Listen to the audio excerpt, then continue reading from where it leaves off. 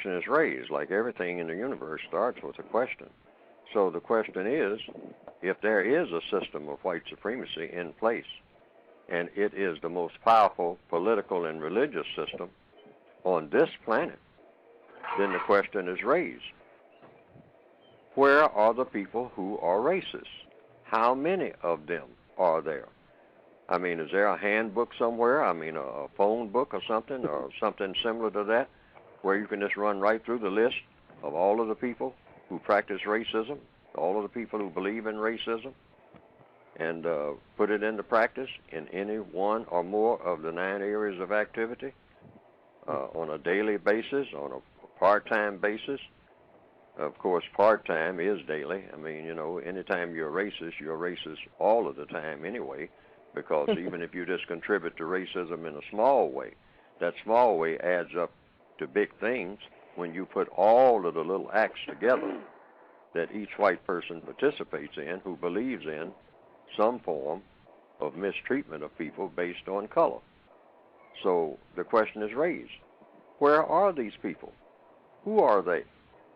No one can ever find anybody who's a racist except maybe 4 or 5 people walking around with signs saying "Down with black people," or they have symbols on them like swastikas or something, or they might say that the South will rise again and crush the Negroes, or something like that.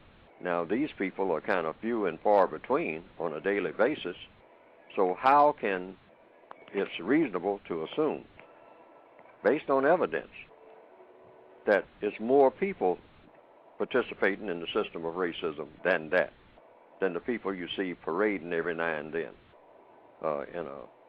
down a street with flags saying "Down with black people" or something of that type. So the question is still raised. Where are the racists? Where are these white supremacists? Everybody says that they're the most powerful people in the world and that there are a lot of them. They say there are millions of them. But when you start trying to find any, nobody will stand up and say, "Well, I'm one." Hardly anybody, I mean, in the average crowd. Everybody will stand up and look at the next person and say, "Who, me? Not me, must be him. Or it must be someone else, but not me." And when you see huge numbers of people doing that all over the world, white people who stand up and say, "I'm not a racist. I'm not a white supremacist. I don't believe in that."